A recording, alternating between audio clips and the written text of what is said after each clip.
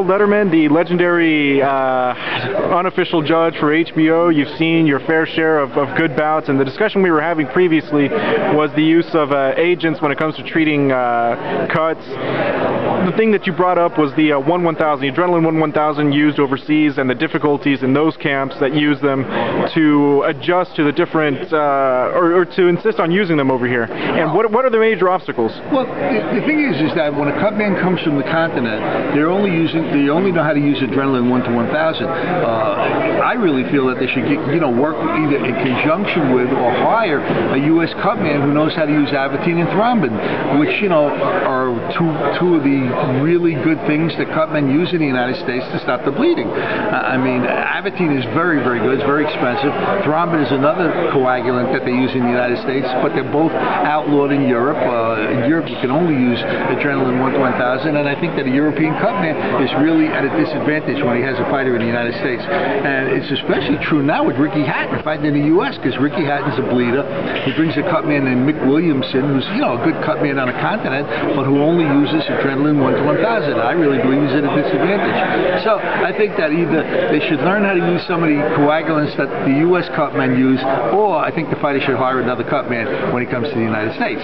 Now, the point that I was trying to bring up is, do you think that these camps from overseas should better work with maybe a promoter here stateside, if they're going to have a fight stateside, in order to obtain a prescription for these drugs, in order to obtain a prescription for these agents? Oh yeah, I mean, look, they should do anything they can to get things that are legal to use in the corners in the United States. There's no question. And as far as boxing commissions here in the U.S., how familiar are you with the different boxing commissions? I'm very familiar with the different boxing commissions. What do you think of their governance of the sport of boxing overall? Oh, I think they do a very good job. I mean, Nevada tests for all the steroids. Texas also, the medicals are very, very strict in Texas. It's not easy to get a license. They're very strict with their medical requirements. And, we have so few deaths in boxing these days, and that's all due to the really good work that's being done by commissions. What's your view on instant replay? I think it's a very good idea.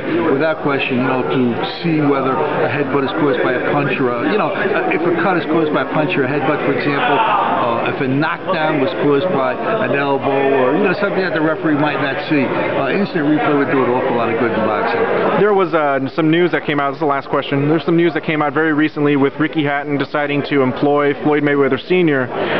Stateside for some fights. What's your opinion on that? I like Floyd Sr. I think he's a strict disciplinarian. He makes guys toe the line. He comes highly recommended by Oscar De La Hoya. I think that's a very, very good choice. Ricky needs a cut man. There's no question that Billy Graham was, having problems, physical problems. He was getting a little bit older. They had to break up. Ricky had to get himself a new trainer. And I think Floyd Mayweather Sr. is probably as good a choice as Ricky Hatton could have made. I think it's a very good choice. I think that Floyd's going to get him in really very good shape for a Paulie Malignaggi fight. That's not going to be an easy fight. People think that Paulie Malignaggi is a pushover. He isn't. He's a very good boxer. He's not a big puncher, but he's quick. He throws a lot of good combinations. It's going to be tough for Ricky Hatton to catch him. Ricky needs a trainer that's going to get him in dynamite shape. I think Floyd Mayweather Sr. is going to do that. I think the choice is a very good choice. Who are your favorite cutmen? Favorite cutman right now is a kid in New York I like very much named Danny Milano. I think he's terrific. I like Stitch Duran very much from Las Vegas. There's a guy up in Albany, New York named Bob Miller who works with all the Canadian fighters. I like Bob very much. Those are about my favorites. All right. Appreciate it, Harold. Thank you.